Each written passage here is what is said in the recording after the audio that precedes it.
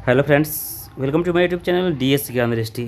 आप सभी को होली की हार्दिक शुभकामनाएं। और इस वीडियो में हम लोग जानने वाले हैं होली पर निबंध कैसे लिखें। काफ़ी इम्पोर्टेंट टॉपिक है, जितने भी स्टूडेंट हैं क्लास 1 से लेकर क्लास 12 तक के स्टूडेंट के लिए।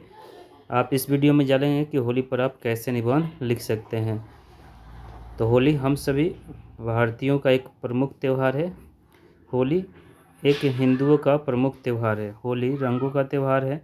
भारत विविधताओं का देश है, जहाँ साल भर अलग अलग त्यौहार मनाए जाते हैं। यह भूमि अनेक भाषाओं, जातियों, परंपराओं और धर्मों का संगम है।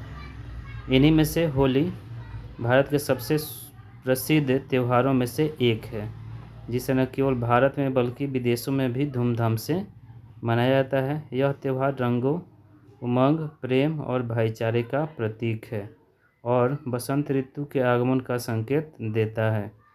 होली को मनाने के पीछे कई पौराणिक और ऐतिहासिक मान्यताएं हैं। होलिका दहन की परंपरा भक्त प्रहलाद और हिरण्यकशिपु की कथा से जुड़ी हुई है, जो बुराई पर अच्छाई की जीत का संदेश देती है। वहीं भगवान श्री कृष्ण और राधा की प्रेम लीला से प्रेरित होकर मथुरा और वृंदावन में इसे विशेष रूप से रंगों के उत्सव के रूप में मनाया जाता है। भारत के अलग अलग राज्यों में होली मनाने के अलग अलग तरीके हैं। ब्रज में लठमार होली, बंगाल में डोल पूर्णिमा और पंजाब में होला मोहल्ला इसका अनूठा रूप प्रस्तुत करते हैं। इस दिन लोग रंग गुलाल उड़ाते हैं, ढोल नगाड़े पर नाचते गाते हैं और पारंपरिक पकवान जैसे गुजिया, मालपुआ, दही वड़ा, कचौड़ी और ठंडाई का आनंद लेते हैं। हालांकि आजकल रासायनिक रंगों और अनुशासनहीनता के कारण होली की पवित्रता प्रभावित हो रही है। हमें इसे पारंपरिक, सुरक्षित और हर्षोल्लासपूर्ण पर्यावरण के अनुकूल तरीके से मनाना चाहिए। होली केवल एक त्यौहार नहीं बल्कि उमंग, उल्लास और भाईचारे का प्रतीक है। हमें इसे प्रेम पूर्वक और सादगी से मनाना चाहिए, जिससे इसकी पवित्रता और सामाजिक महत्व बना रहे। यह त्यौहार समाज में प्रेम और सौहार्द को बढ़ावा देता है और सभी को आपसी भेदभाव भूलने की प्रेरणा देता है। इस होली त्यौहार से संबंधित एक प्रसिद्ध कथा है, जिसमें हिरण्यकशिपु नाम का एक राजा हुआ करता था, जो अपने राज्य में के सभी लोगों को अपनी पूजा करने के लिए कहा करता था। भगवान की कृपा से उसे एक पुत्र प्राप्त हुआ, जिसका नाम प्रहलाद था। प्रहलाद अपने पिता की पूजा नहीं करता था, अपने पिता के अनुसार वह भगवान विष्णु की सेवा किया करता था, पूजा किया करता था। यह इससे हिरण्यकशिपु काफ़ी नाराज रहता था। एक दिन वो दुखी होकर के उसे कई बार उसे मारने का प्रयत्न किया। एक बार हाथी के सामने उसे डाल दिया, तब भी वो नहीं मरा।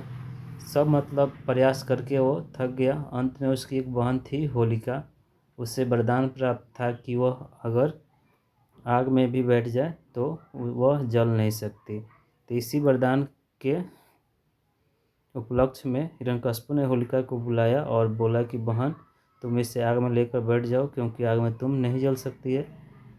इसी के अनुसार उसकी बहन आग में उससे लेकर बैठ गई, जिसे एक साल प्राप्त था चादर। जब भगवान की कृपा हुई तो वह साल यानी चादर उड़ गया और आग में होलिका जल के राख हो गई और भक्त प्रहलाद का बाल भी बका न हुआ। तो इसी के उपलक्ष्य में यानी बुराई पर अच्छाई की जीत के उपलक्ष्य में हम लोग हर साल होलिका दहन करते हैं। फाल्गुन मास के पूर्णिमा तिथि को, और उसके अगले दिन होलिका उत्सव यानी होली मनाते हैं। तो ये था हमारा आज का वीडियो, जो आधारित था कि होली पर निबंध कैसे लिखें। और इस वीडियो के माध्यम से आप होली, जो काफ़ी एक महत्वपूर्ण त्यौहार है सभी भारतीयों के लिए, खासकर हिंदुओं का, तो हम सभी हिंदू भाई सब आपस में भाईचारे के साथ इस त्यौहार को मनाएं, यही हमारी शुभकामना। और आप सभी को होली की हार्दिक शुभकामनाएं और बधाई। भगवान करे कि आपके जीवन में भी होली के अनेक रंगों की तरह आपका जीवन में भी अनेक रंग आएँ। आप सभी खुशी और सौहार्द से रहें, आपसी भाईचारे में रहें, यही मेरी शुभकामना है। तो thank you for listening and watching this video.